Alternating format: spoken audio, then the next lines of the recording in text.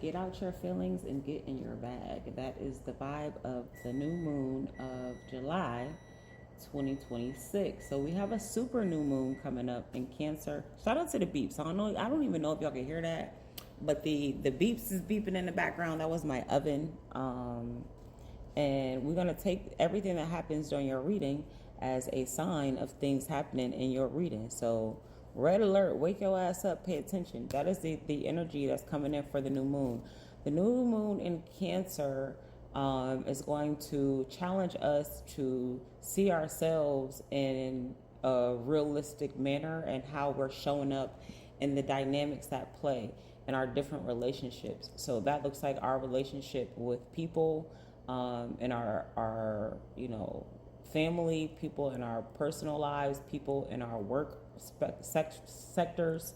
It also looks like our relationship with things, our relationships with ourselves, our health, our money, things like that.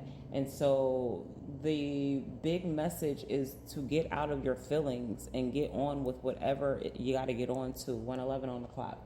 Maybe that bag is actual money. Maybe that bag is better health. Maybe that bag is, better quality relationships. Whatever it is to you, you are being encouraged at this time to get out of your head. I want to say something else. I want to be like to X, Y, and Z, something different, but that just keeps coming out. Y'all know I never even start messages like this with a direct message in the front. But yeah, that's the big thing right now. Now, of course, we're gonna get into the cards that are laid out here. It's a lot of cards laid out here, kind of like a personal reading, but I don't want to make it too long. Every time I say that, the readings be long as shit. With that being said, you got the gist of what we're looking at for the overall theme of this energy. The new moon kicks in on July 14th. The energy is very heavy around the first few days of that new moon and leading up to it. So we're looking at today, tomorrow, and a few days afterwards. But the energy can affect us over the next 30 days or over a lifetime, depending on what's coming up in the cards here. Ultimately, it could be whatever it is you want it to be. Based off how the cards are coming up here, whatever you decide to do with the energy is going to be what you manifest for yourself. And it's important that you're using the energy wisely, 2s and 3s on the clock, so that you're manifesting the things that you actually want. If you're new here, when I call out a number, you're going to look that number up on a website called Joanne's Sacred Scribes. I'm not affiliated with Joanne, but her website is the only accurate website that I recommend to people when they're looking at their numbers. These numbers are going to correlate to either something I was saying during the reading, something you were thinking, doing, speaking, or something taking place in your environment at the time, all right? It's important that you are making decisions with a balanced emotional state. So if anything arises for you at this time, don't respond to it right away if you're feeling something. And what do we mean by feeling something? If you are having a physiological reaction to information that you receive or an experience that you're having, you are being asked to pause yourself. By physiological experience, we're talking about like, are your palms sweating? Is your heart racing? Do you feel like you're getting hot? Are you having a switch in your thought patterns and thought processes? Because these things indicate 3, 4, 5 on the clock, that chemicals are being released in your body that are not your happy chemicals. So we're really looking at cortisol. When your cortisol levels are high, right, sometimes that can trigger us to go into energies that are not for our highest good, and then we are reactive, and then that puts us back in this position of being stuck in our heads. A lot of this could be regret about past decisions, regret about where you've invested your time and energy, or people making you feel left out or not included, or like your efforts have been wasted. And so investing your energy where you're valued is important. It's more important than feeling a type of way about somebody not giving you balance. And when I say giving you balance, I mean like, showing up equally, because, can't nobody technically give you balance. You decide how much you want to give out, which determines, how things are going to play out, whether you're over giving or not. But forgiving yourself for that, and then moving forward in a way that is healthy and balanced for you, so that you're not making decisions out of your emotions, and you're able to be logical and clear about how you plan to move yourself forward. It's a lot of heavy manifestation energy here, which means it's a very active time for you to draw things to yourself. We are going into the Lionsgate window, which is going to open around the end of the month. We're looking around the 26th or so of July. And so it's important that what you're looking forward to is things you actually want, and not old things of the past that have already happened or things you don't want to experience.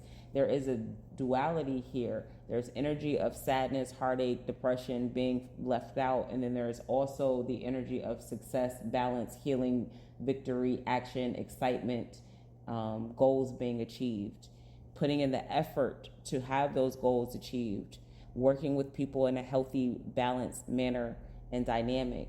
And so, if you find yourself being challenged throughout these coming days or over the next several weeks, look at the challenge as a way for you to pass a test of getting more of what you want and staying away from things you don't want, as opposed to going back into cycles and loops that are repetitive with things you already know you don't want.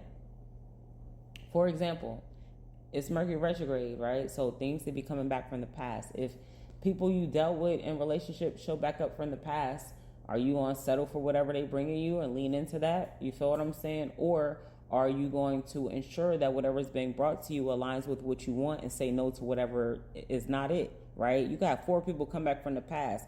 All of them could be offering you something that seems great, but if it's not in direct alignment with what you're manifesting, is it great for you, right? All 4 could be coming back and you offering you shit, and you could take it if you are excited about the fact that somebody came back, as opposed to focusing on what is in alignment with what you are calling for yourself within your heart space.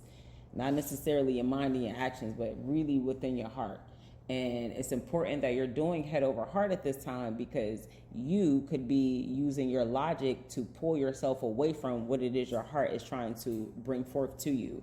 Sometimes we think this thing is what is going to give us the fulfillment, and in reality it's not. And everything is conspiring to help you get the thing that's going to bring you that peace that you're really looking for. But because you don't understand how the universe is working and you want to use your logical matrix mind to figure it out, you could be taking yourself off track.